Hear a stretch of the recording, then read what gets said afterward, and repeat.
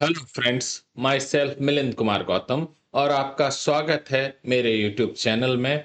मैं आज आपको 11th और 12th क्लास का एक फंडामेंटल कॉन्सेप्ट हाइब्रिडाइजेशन सिखा रहा हूं, जो 11th से लेकर 12th नीट जी मेंस हर जगह काम आता है।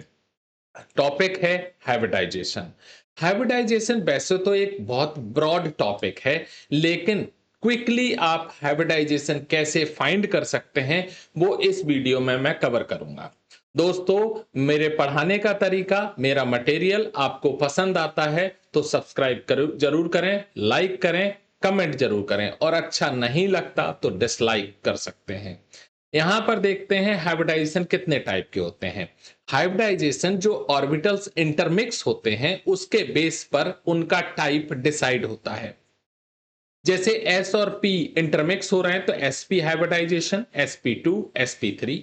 अगर sp और d इंटरमिक्स हो रहे हैं तो D sp2 sp3d sp3d2 d2 sp3 और sp3d3, ये सभी होंगे।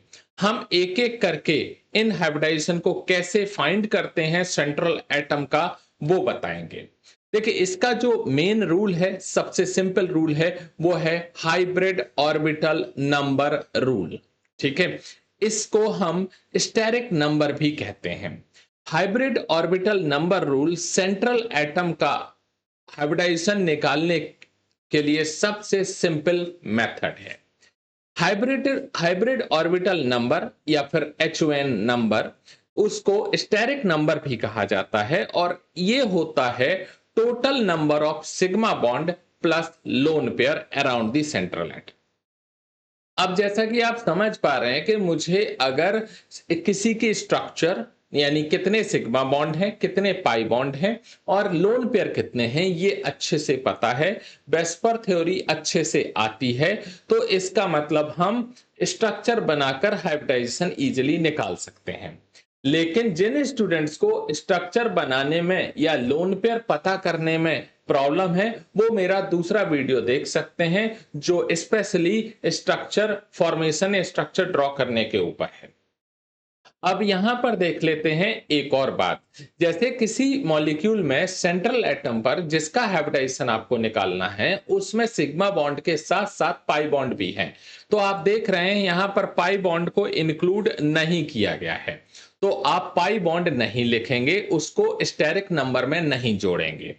क्या जोड़ेंगे? सिग्मा बॉन्ड और लोन पेयर या फिर पेयर ऑफ इलेक्ट्रॉन। देखिए, सामने लिखा हुआ है नंबर ऑफ सिग्मा बॉन्ड और number of lone pair on central atom, बस इतना याद रख लेना है। अब जैसे इस चीज को आपने x मान लिया, ठीक है। अब ये Sn यानी x की वैल्यू अगर 2 है तो सिंपली वो sp हाइब्रिडाइजेशन है, ज्योमेट्री लिनियर होगी। अगर 3 है तो sp2 है, ज्योमेट्री ट्रायगोनल प्लेनर होगी। अगर 4 है तो sp3 है, ज्योमेट्री टेट्राहेड्रल होगी। अगर 5 है तो sp3d है, ज्योमेट्री ट्रायगोनल बाइपिरामिडल होगी। और अभी मैं करके भी दिखाऊंगा, आगे एग्जाम्पल भी लेकर दिखाऊंगा कि ये कैसे हो रहा है। अब उसके बाद 6 है तो sp3d2 और ऑक्टाहेड्रल। अगर 7 है तो sp3d3 पेंटागोनल बाइपिरामिडल। दोस्तों, इतना सिस्टमैटिक तरीके का मटेरियल आपको और कहीं नहीं मिलेगा, तो लाइक जरूर करिए।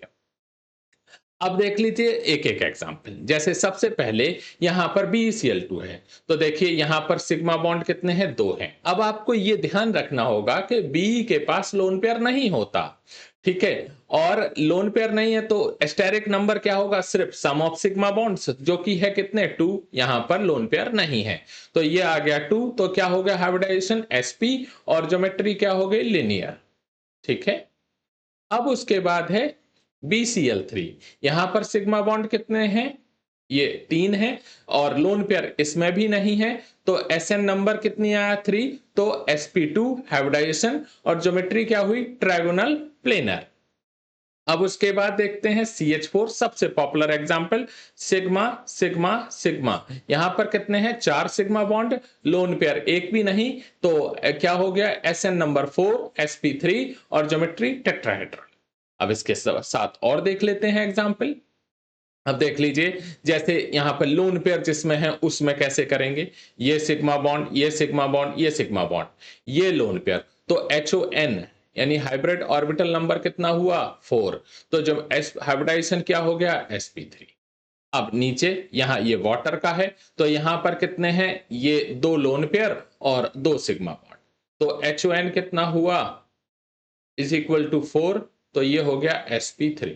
दोस्तों ये स्ट्रक्चर मुझे कुछ थोड़ा सा फनी लगता है, आप लोग बताइए ये स्ट्रक्चर कैसा लगता है आपको।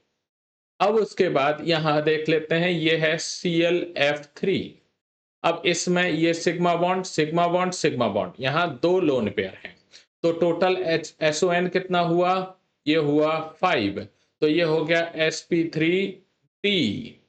अब उसके बाद यहां पर भी sigma bond sigma bond sigma bond sigma bond और ये लोन पेयर। तो HON कितना हुआ 5, अगेन sp3t। ठीक है, इस तरीके से ये हो गया। अब उसके बाद और एग्जांपल देख लेते हैं, जैसे कि यहां पर कितने सिग्मा बॉन्ड हैं, टोटल 5 हैं। HON कितने हैं 5 है। तो क्या हो गया sp3d हो गया। अब उसके बाद यहां पर सिग्मा बॉन्ड कितने हैं, टोटल 6 हैं, लोन पेयर है नहीं, तो ये क्या हो गया sp3d2। तो आपका ये कॉन्सेप्ट बहुत अच्छे से क्लियर इस तरीके से हो जाना चाहिए। अब देखिए जिसमें कहीं पर पाई बॉन्ड है तो आप कैसे पता करेंगे। दोस्तों ये डायग्राम आपको अच्छा लग रहा हो, रिप्रेजेंटेशन अच्छी लग रही हो तो वीडियो को लाइक जरूर करें। अब देखिए इथीन, इथीन का स्ट्रक्चर अगर हम सिंपल तरीके से बनाएं तो ये होता है। अब इसमें क्या है, आप देख सकते हैं ये सिग्मा बॉन्ड, ये सिग्मा बॉन्ड, ये सिग्मा, ये सिग्मा, ये सिग्मा और ये पाई। ठीक है, तो यहां पर इंडिविजुअल कार्बन के हाइब्रिडाइजेशन निकलेंगे।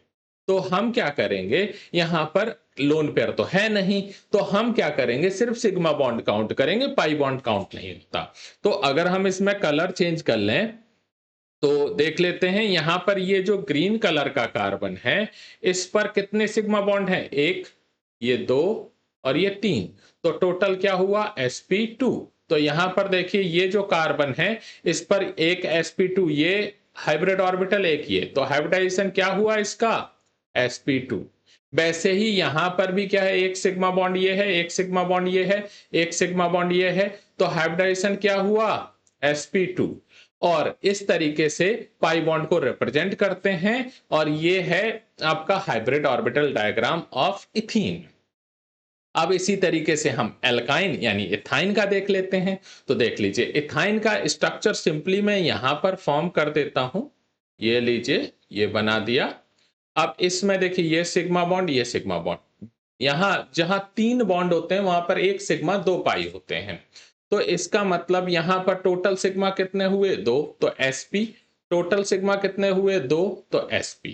आप इस डायग्राम में भी देख सकते हैं, एक सिग्मा बॉन्ड ये है, ये वाला सिग्मा बॉन्ड ये है, तो टोटल इस कार्बन पर कितने सिग्मा बॉन्ड हैं 2, तो sp हाइब्रिडाइजेशन। यहां पर भी सिग्मा बॉन्ड 1 है और एक सिग्मा बॉन्ड ये है, तो यहां पर कितना होगा sp हाइब्रिडाइजेशन। बाकी ये एक पाई बॉन्ड बना है, ये एक पाई बॉन्ड बना है। दोस्तों ध्यान रखना कि ये वाला और ये वाले जो हैं आपको 4 दिख रहे होंगे, लेकिन ओवरलैपिंग, साइड वाइज ओवरलैपिंग तो 2 ही ऑर्बिटल कर रहे हैं ना। ठीक है, तो इसलिए 2 ही बॉन्ड बनते हैं, ये 4 नहीं बनते। अब उसके बाद एक क्वेश्चन देख लेते हैं। यहां पर देख लीजिए क्या है, एक है CH3 CH11CH2। इसका स्ट्रक्चर बना लिया, ये देखिए 1 2 3 नंबरिंग दे दी। ये IUPAC की नेमिंग की नंबरिंग नहीं है, ये सिंपली हाइब्रिडाइजेशन बताने के लिए की गई है, वरना आप सोचो कि IUPAC के तो वो तो अपोजिट होगी, क्योंकि डबल बॉन्ड को प्रेफरेंस दी जाती है। ठीक है, तो यहां पर ये sigma bond sigma bond sigma bond sigma bond कितने हैं, C1 पर कितने सिग्मा बॉन्ड है 4, इसीलिए हाइब्रिडाइजेशन क्या हो जाएगा sp3। अब C2 पर देख लीजिए एक सिग्मा, ये पाई और ये सिग्मा, टोटल कितने सिग्मा है 3, तो क्या हो जाएगा sp2। यहां पर भी सिग्मा बॉन्ड कितने हैं, टोटल 3, तो क्या हो गया sp2। अब इस केस में C1 पर कितने हैं, sigma bond sigma bond sigma bond sigma bond, total 4, तो sp3। यहां पर कितने हैं सिग्मा बॉन्ड, ये तो पाई बॉन्ड है, ये सिग्मा बॉन्ड, तो इस पर कितना हो जाएगा 3 बॉन्ड हो जाएंगे sp2। तो इस तरीके से ये वीडियो यहाँ पर खत्म हो गया होगा। आप आई होप आपको ये समझ में आ गया होगा, अच्छे से समझ में आ गया होगा। Thank you very much.